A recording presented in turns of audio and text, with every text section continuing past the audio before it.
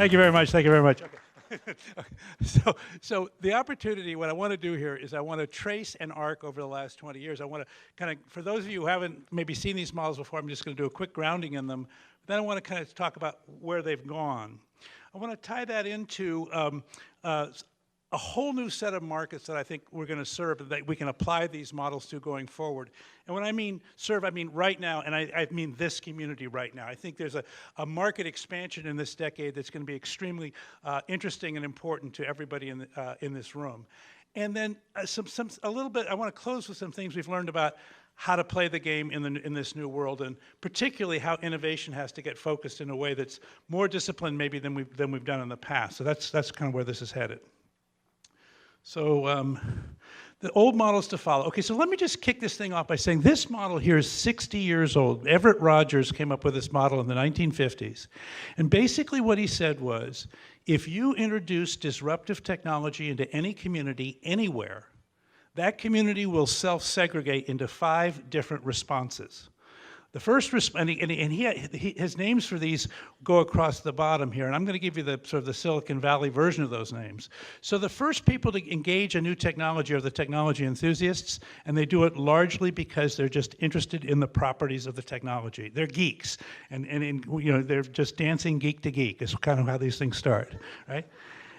And then the first major thing that happens with a technology happens when a visionary sponsor enters the game. This is a person with a lot of money and a dream or a vision, and they take a lot of risks early on. And they go ahead of the herd. They want to be the first people ever to do this stuff.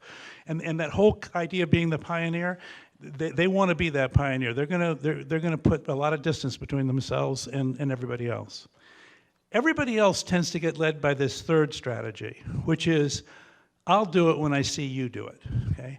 And basically, pragmatists kind of say, look, there's just too many things to evaluate. I can't really be an expert myself, so I'll just kind of check in with everybody around me, and when they go, I'll go, and if they're not going, I'm not going to go. The conservative strategy is, I just don't even like this stuff at all. So if I cannot do it, I will not do it, and if I have to do it, I'll wait until as long as I can, and then I'll do whatever the pragmatist did, hopefully cheaper, because you know it's been in the market longer. And then the final response is, you guys are all instruments of the devil, and you know this never should have happened. Okay, so this model has been very, very stable. But when we applied it to the market development, the thing that we learned about this model was that only one of the 5 responses really was transformative. And that was, what did the pragmatists do? Because it's like block voting in an election.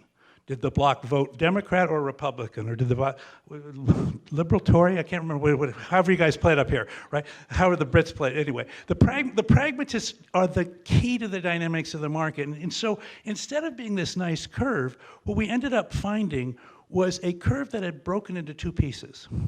And the first piece, the piece out to the left, we called the early market. And it was made up of technology enthusiasts and visionaries who both, for their own reasons, preferred to go early or first and engage. And they kind of gravitated toward the innovation. And then there was this thing we called the chasm.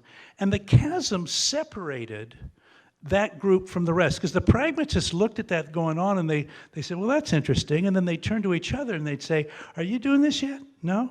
No, no, no. Me neither. Good, okay, good. So what would happen is the market would stop. There'd be this lull in the market.